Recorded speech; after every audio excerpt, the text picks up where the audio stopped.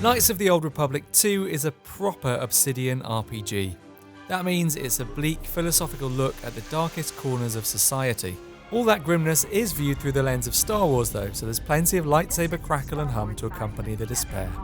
On a journey across numerous worlds, you'll explore the depths of the dark side.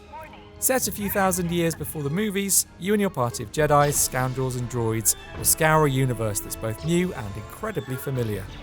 And with a rule set that makes it essentially Dungeons & Dragons Star Wars Edition, you can expect plenty of tactical shootouts and lightsaber duels. Your walk tells me you are a Jedi. If KOTOR 2 is a bit too old school for you, then try The Old Republic. An incredibly huge MMORPG, it combines the framework of games like World of Warcraft with the heavy story focus of Mass Effect.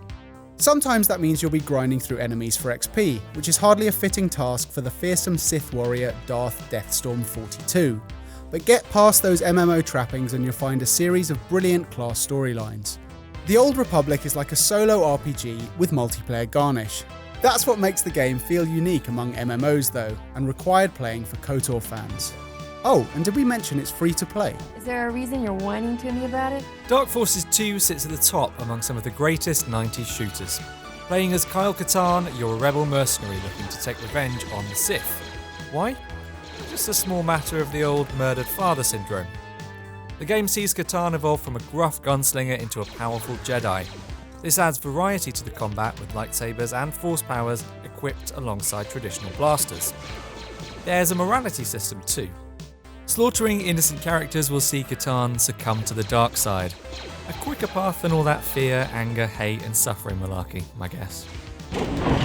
What's happening? Kyle Katarn returned to the PC once again in Jedi Knight 2. No game before or since has done lightsaber combat with quite as much finesse. You can cycle between different stances, which opens up new levels of depth to swinging around a deadly laser pole. Jedi Knight 2's force powers are equally impressive, feeling every bit as powerful as they look. They're the other half of the package that helps make this the true, unrivaled Jedi simulator.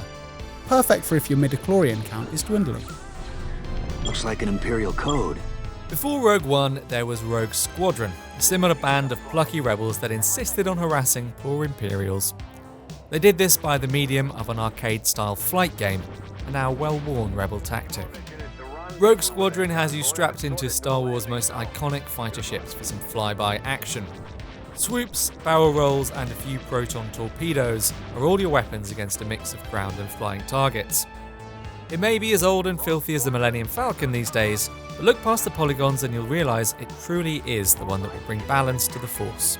Or a really good Star Wars game.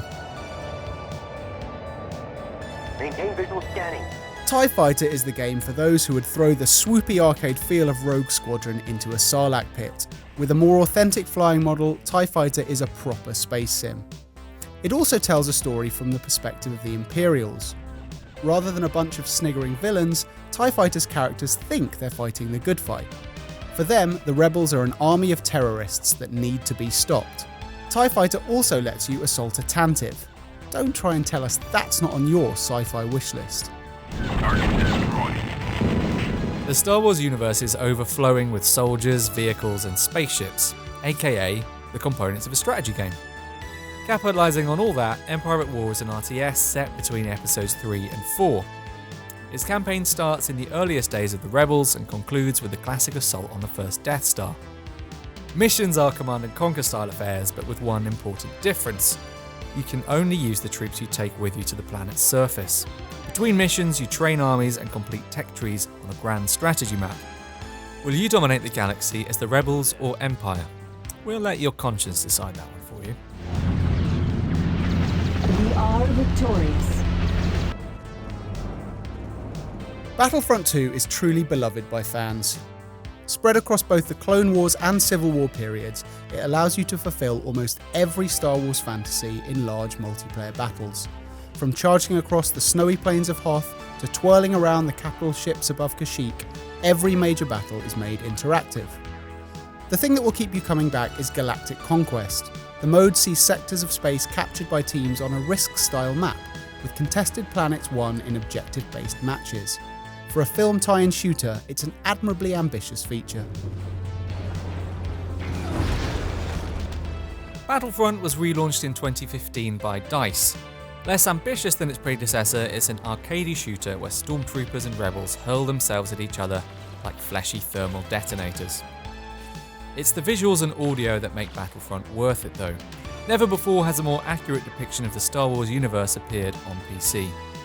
Lasers pew, lightsabers hum, and John Williams' soundtrack sings over the action. From the scuff marks of a stormtrooper's helmet to the waxy leaves of an Endor forest, every item looks utterly perfect.